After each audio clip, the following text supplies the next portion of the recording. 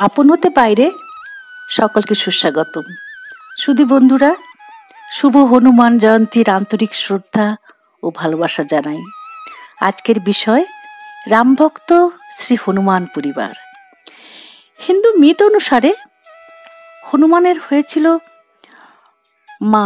জন্ম হয়েছিল মা অপ্সরা অঞ্জনা ও পিতা বানররাজ কেশরীর ঘরে।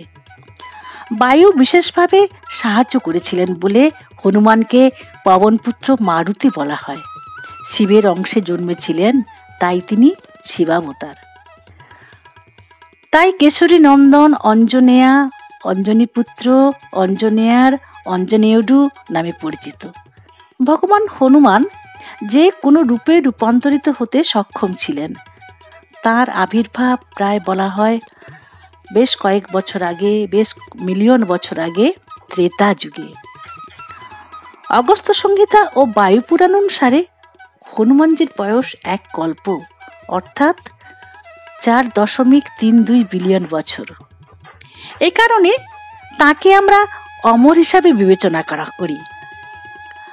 চৈত্র মাসের পূর্ণিমা তিথিতে পালিত হচ্ছে শ্রী হনুমান জন্মজয়। তার জন্মস্থান গন্ধমাদন পর্বত বা অঞ্জনাদ্রি পাহাড় নামে পরিচিত। বাসও করেন সেখানে, কিন্তু তিনি তো সর্বব্যাপী, তাই তিনি যেখানে খুশি থাকতে পারেন। ভগবান কুবের হনুমানকে কৌমুদ নামে গদা দিয়েছিলেন। বলা হয় তার উচ্চতা ছিল 75 ফুট। ভগবান শিবের আশীর্বাদে তিনি যেমন অতি ক্ষুদ্র মক্ষিকা রূপ নিতে পারতেন, আবার বিশাল পর্বতের আকারও নিতে পারতেন। যুদ্ধের পর মা সীতার অনুরোধে হনুমান মাতা পিতার সাথে দেখা করতে গিয়েছিলেন। বলা হয় একসময় ভগবান রাম যখন রাবণের প্রতিটি বাণ কেটে দিচ্ছিলেন, রাবণ তো যুদ্ধের রথে চড়ে যুদ্ধ করছিলেন, তখন হনুমান নিজেকে রথ হিসাবে রামকে বহন করছিলেন। রাবণ রেগে গিয়ে হনুমানকে আক্রমণ করতে শুরু করেন, কিন্তু হনুমানের অমরত্বে বর ছিল, তাই রাবণের অস্ত্রগুলি তার শরীরে ক্ষতের সৃষ্টি করেছিল। রামচন্দ্র রাবণকে বধ করলেন। তারপরে শিবিরে ফিরে এসে ভগবান রামচন্দ্র হনুমানের ক্ষতগুলিতে ঠান্ডা মাখন প্রলেপ দিলেন। সেই জন্য ভগবান হনুমানকে মাখন দান করা হয়। সমস্ত সমস্যা থেকে মুক্তি দেন তিনি।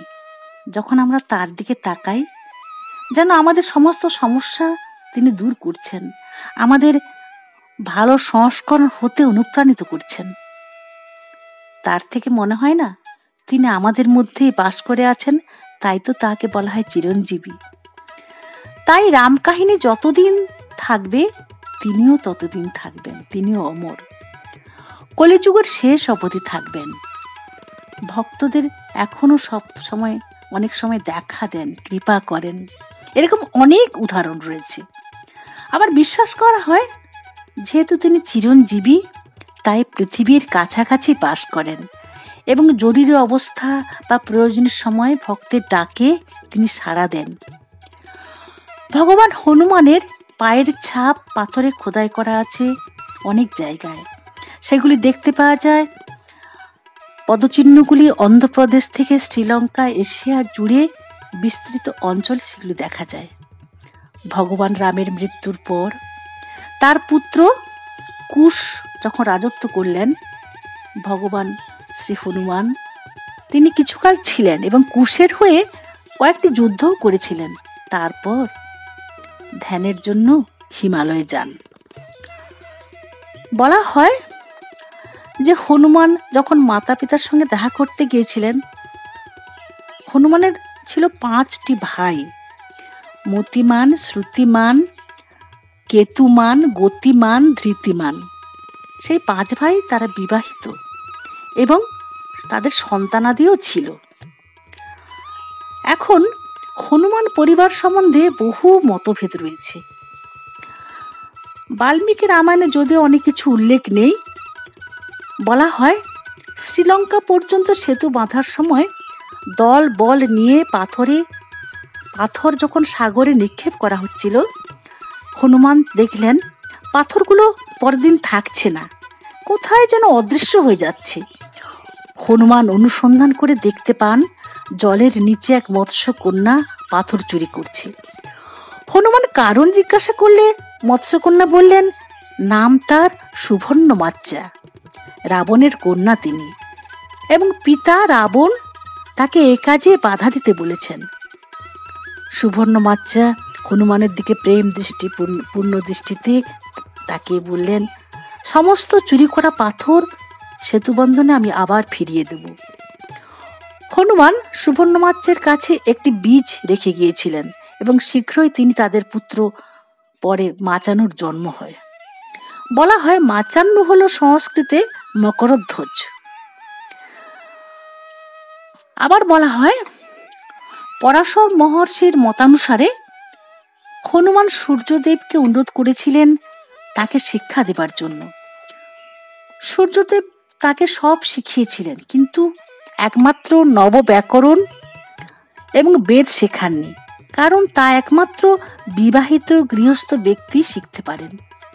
হনুমান তো আজন্ম ব্রহ্মচারী, কি করে সম্ভব? তখন ত্রিমূর্তি ব্রহ্মা বিষ্ণু মহেশ্বর সূর্যদেবের কাছে এসে সূর্যরশ্মি থেকে এক সুন্দরী কন্যা সুবর্চালা দেবী তৈরি করেন। নাম তার সুবর্চালা দেবী, যিনি আজন্ম ব্রহ্মচারিণী। তৈরি করে হনুমানের সঙ্গে বিয়ের ব্যবস্থা করেন। সেই দেবী কোনো সময় হনুমানের ব্রহ্মচর্য কোনো সময় প্রভাবিত যাতে না করতে পারে সেই ব্যবস্থাই করা হয়েছিল।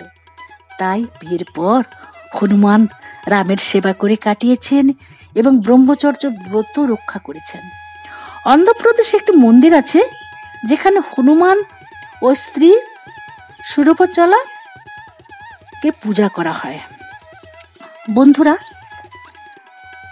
বলা হয় যে শ্রী হনুমানের পরিবার সম্বন্ধে অনেক মিথ রয়েছে ঠিকই, কিন্তু এটাও তো ঠিক, এটা বাস্তব সত্য যে হনুমান একনিষ্ঠ ভক্তরা, হনুমানজির একনিষ্ঠ ভক্তরা, তারাও তো তার পরিবারের অন্তর্ভুক্ত। সুতরাং রামভক্ত তার একান্ত আত্মীয়, রামভক্ত একনিষ্ঠ ভক্তরা। সুতরাং ভগবান হনুমানের পরিবার ক্রমবর্ধমান, সেখানে আমরা আত্মীয়, তার পরম আত্মীয়, এবং আমরা তো পর নয়।